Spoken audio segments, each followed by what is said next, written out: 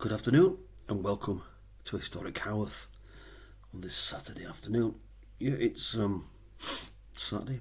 So last week we looked at red clover and I tasted it. I took it for a week and I must say I do feel better, just generally better. I couldn't put my finger on anything specific, but I just feel better for taking it. So that's good.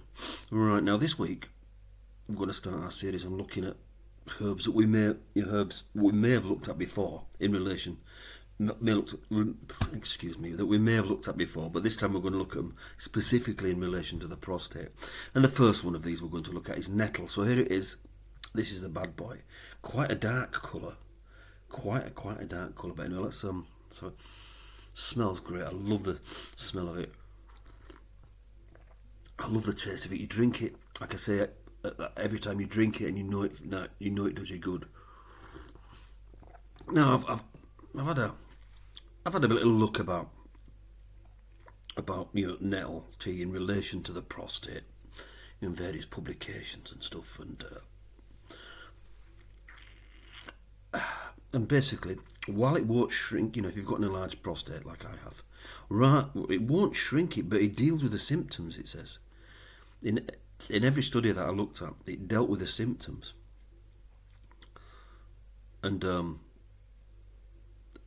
one report I found something where it said that it did reduce the number of damaged cells and cancer cells within the prostate, which is quite interesting. So it's worth taking, but don't expect miracles. I think it's it's like taking an aspirin or a paracetamol. It doesn't deal with a cold, but it helps with the symptoms.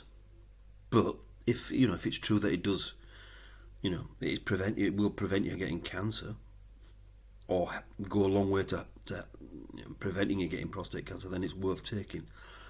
Every report I looked at said that it actually, if you take if you take prescribed medicines, the effects of nettle they kind of enhance the effects of proprietary medicine, or the other way around.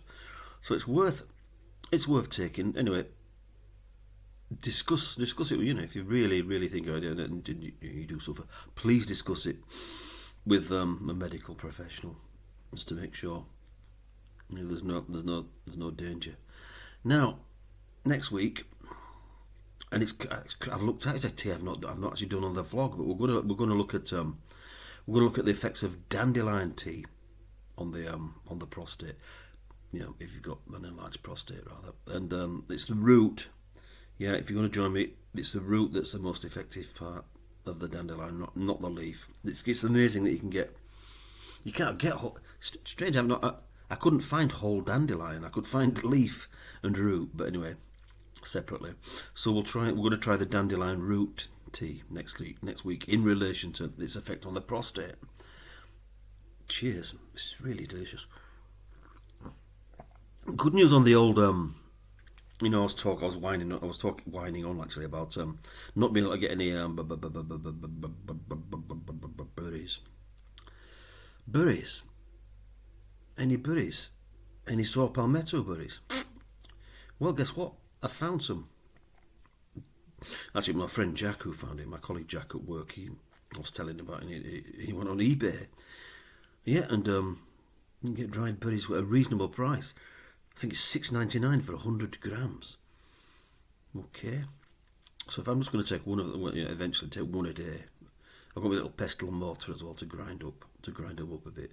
So that's looking good, and that's one. And of course, the saw palmetto is one of the most powerful, isn't it? Powerful herbs to take for an enlarged prostate, apparently. But anyway, I paid $6.99 for this 100 grams, and I got a little pestle and mortar for about a fiver, tiny little pestle, because I'm going to grind it up. A little mini pestle and mortar.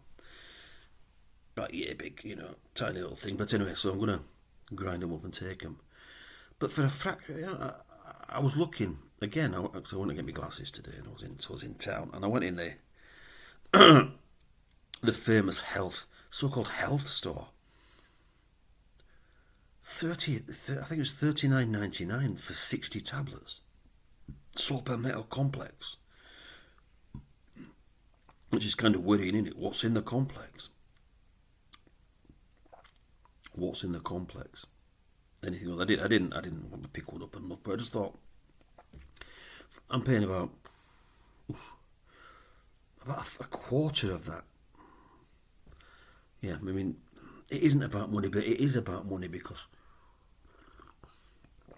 entrusting to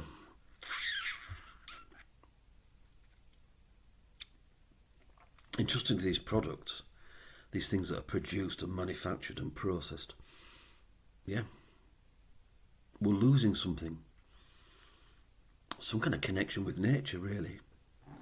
And it seems that if you look at the world and the way it's presented to us, everything is about disconnecting you with nature. Even when you look at like a David Attenborough program, it's done in HD and sound quality is beautiful and you're not there. You're in the safety and comfort of your front room or where it is. But anyway, I just think it's interesting that that these things seem to be.